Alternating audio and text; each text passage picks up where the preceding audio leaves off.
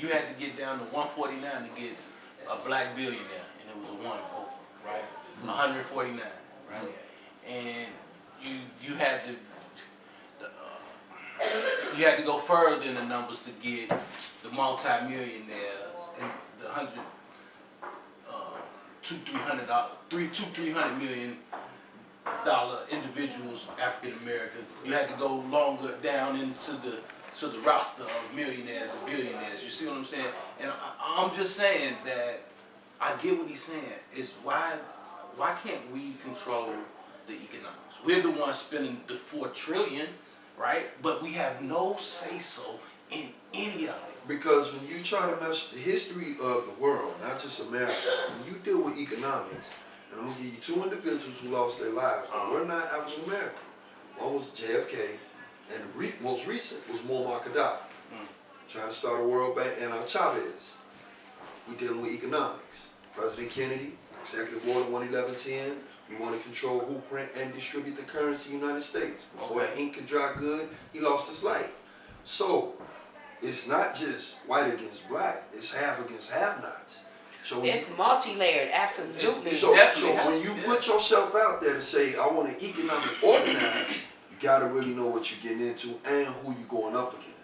Okay. Know who you're dealing with. Let's start from the inside out. When you're dealing with your own family, your own community, you know when you're dealing with the black community, you're dealing with a collective sense of depression. Okay. You got to start right there first. Because you're dealing with people who don't believe in themselves and their families and communities to begin with. So you got to attack that level too. And that's years of economic castration. That's what that is, down through the years. That's why I said I get it, man, what he was saying. That's all. I understand. But then he's saying stuff like that, but then what are you doing to help? Right, that's the question. What is Kanye doing? Because he said at the end of his interview, right? And Kanye don't really do interviews, and he says that he wanted this interview to be played 20, 40, 50 years from now to say he did speak about. But what's about ain't no action. I mean, hey, because I'm gonna tell you this: he got a $120 T-shirt online. He can't. He got a $300 pair of gym shoes. Right, so who gonna buy that stuff? No, he's just. What are you saying?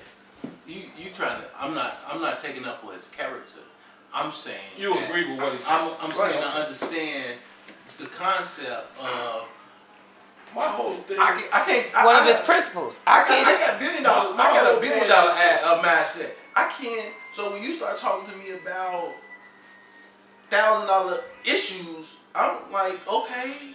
My whole point with that is they shouldn't even give him them interviews because you ain't doing nothing. They begging him to put Kanye on the camera, man. You ain't doing nothing. That's, you know why they put begging him because he's eccentric. He been whining for how long? Because he's eccentric. He's eccentric.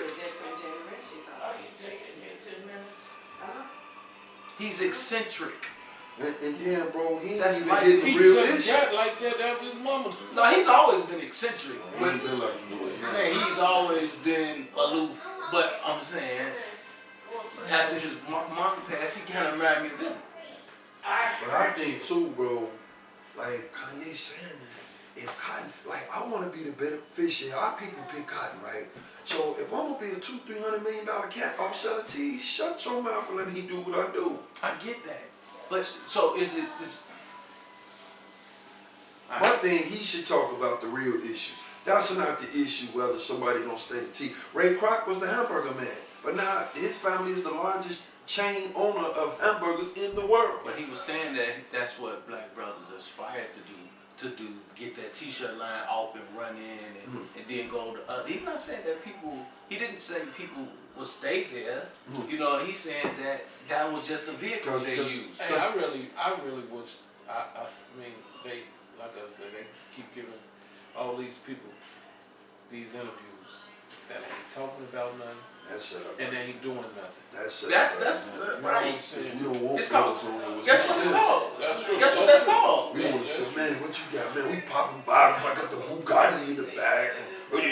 We not finna talk about Bugattis. But that's what that's all about. That's about what sells, and what sells is propaganda sales.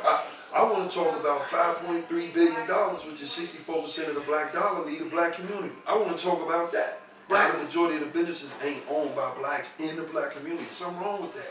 It's something not just institutionally wrong. It's something psychologically wrong with that. It's spiritually wrong with that. And then when we talk about 50% of black men, no, this is unemployed. Right, I know. This ain't no for the kids. That's why I asked you. 50%. Like I said, I don't have $1,000 conversations. I have $1 billion conversations. 50% of black men are unemployed in the city of Chicago. So those are issues. 80% of Cook County inmates. But you from the side, nigga. Okay, but what can you do? What can he do? No, he can speak on. I'm saying if he gonna speak on that, then let's speak on the real. We talking about t-shirts, nigga. We talking about why these kids getting murked out here. And that's I'd have used that. Okay, we gonna talk about that. So you mad? So you mad at? No, I ain't gonna say you kids. I'm just saying you people mad at that brother doing that interview. No, I'm just saying. I strongly disagree with what he was saying. But we, and I know you don't agree with the politicizing of the crisis that we're going. And that's what's happening. Ain't nobody speaking about, so Marm Emanuel says he's gonna name Stony Island after who? Brazier, right? Why? That's a political move. He's using, that's political. Oh my gosh. And so ain't nobody saying nothing. Was that ain't you nobody saying. You told me that you and Bobby went to Brazier's. What that mean you? Devils in there. What that Right, mean? they was jumping on y'all because he had braids. Like, okay, who are you? I'm a child of God. What you mean? Who am I? And we was on some. We was on our way. Well. Yeah. So whatever we was going, we was going to ceasefire, right? We was going to ceasefire. No, we was on our way to ceasefires meeting. They had a walkthrough. That's how they act. Yeah, we thought it was at Brazier, so we went there first, and they didn't welcome us. They just like, "Ooh, y'all come to stick us up?" Right. We like, "No, we just looking for the ceasefire." You know, me.